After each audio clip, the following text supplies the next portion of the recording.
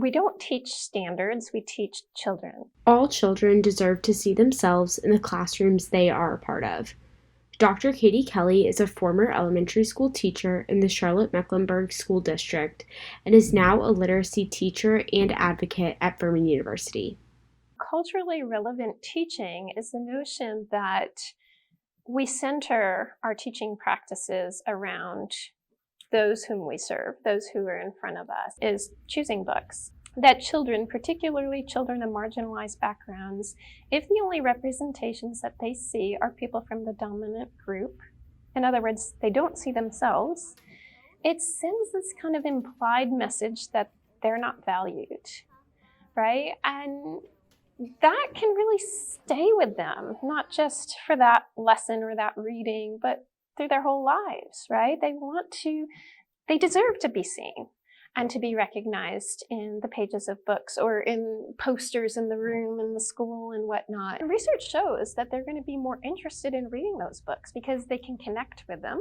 Emma Scott Livingston is a senior education major at Furman University.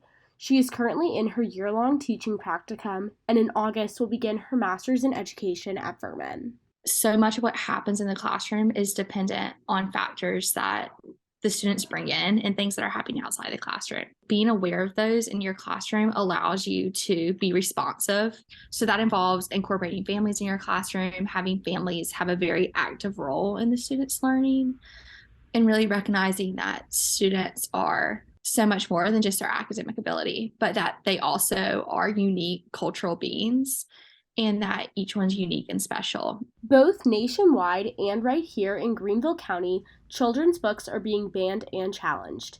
Teachers having autonomy in their classroom library allows for them to be more responsive to the students in front of them. And with this push to censor books and potentially ban books is very concerning to me. And I know that there are books that if I wanted to bring in and read, then that would be looked down upon because of the book banning.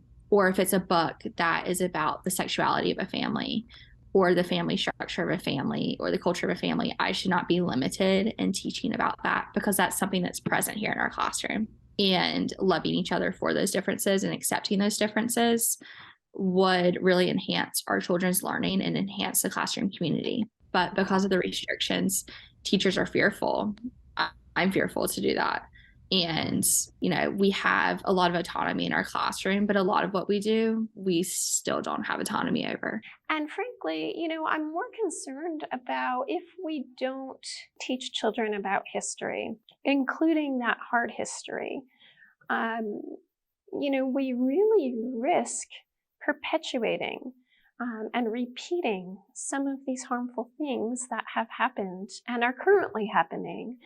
And, when we limit children's access to text, I think this notion of innocence almost can lead toward ignorance. So much of this, I believe, comes from fear of difference and fear of unknown. And, there must be something wrong with somebody because they're not like us. And that's the furthest from the truth.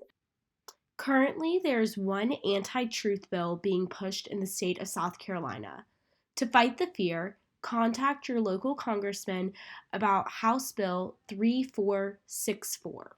If you live in Greenville, contact William Timmons at 202-225-6030.